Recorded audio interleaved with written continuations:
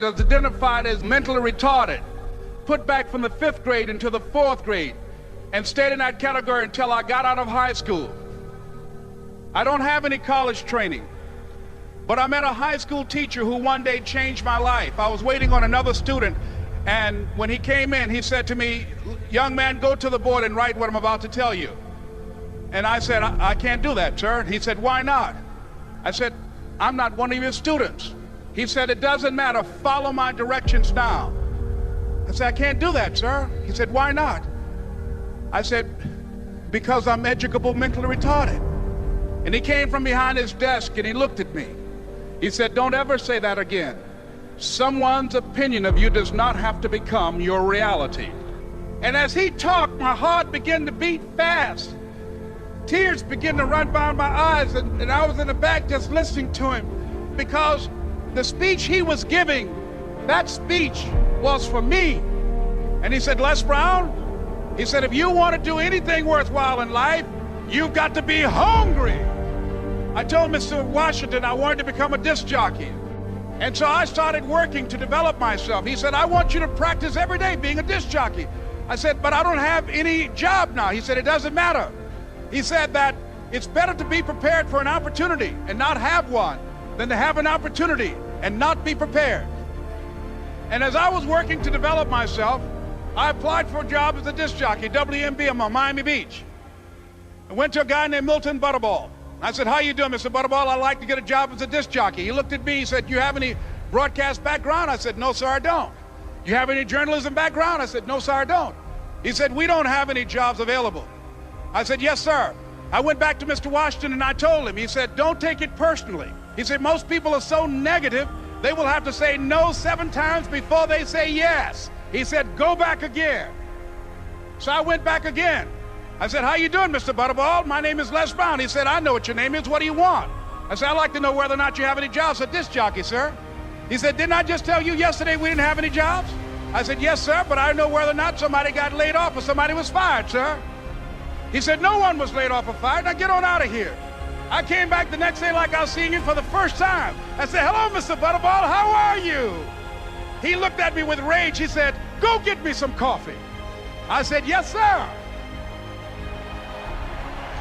And I went to get him some coffee.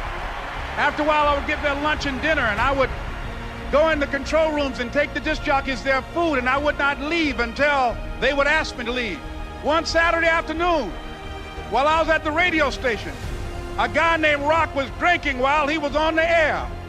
I was the only one there, looking at him through the control room windows, walking back and forth, young, ready, and hungry.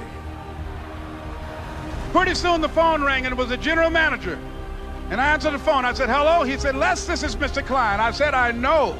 He said, "Rock can't finish his program." I said, "I know."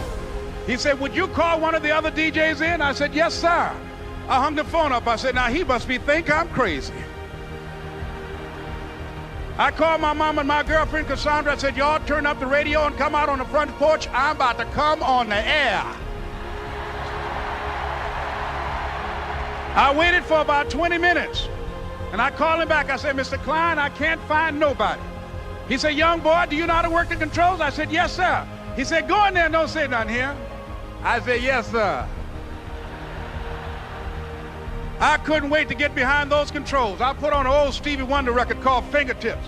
I sat down behind that turntable. I said, "Look out, this is me, LB Triple P, Les Brown, your platter playing papa. There were none before me, and there will be none after me. Therefore, that makes me the one and only. Young and single and love to mingle, certified, bona fide, indubitably qualified to bring you satisfaction, a whole lot of action. Look out, baby, I'm your love man." I was hungry. I was hungry.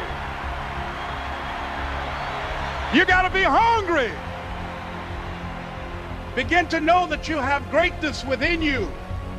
And if just one of you here begin to envision yourselves as being blessed and highly favored to reach your goals, if just one of you capture the essence of what that means, that you have greatness within you and a responsibility to manifest that greatness, that you can make your parents proud, you can make your school proud, you can touch millions of people's lives, and the world will never be the same again because you came this way. It was hard, ladies and gentlemen, coming to speak to people. And I was facing financial difficulties in my own life. I was behind on my bills and my dreams, and I'm saying to them, you can live your dream. It was hard, ladies and gentlemen. It was very difficult to pick myself up each day believing that I could do it. There were times that I doubted myself. I used to ask myself, can I do this? And something said within me, you're the one. Don't give up on your dream.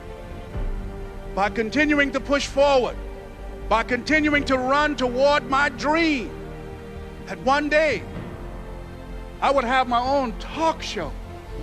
It's a long shot, ladies and gentlemen, from Liberty City, an abandoned building on a floor, never knowing my mother or father. It's a long shot.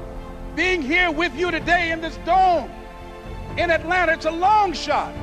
No college training, labeled educable, mentally retarded, but I kept running toward my dream. Don't stop. Don't stop running toward your dream.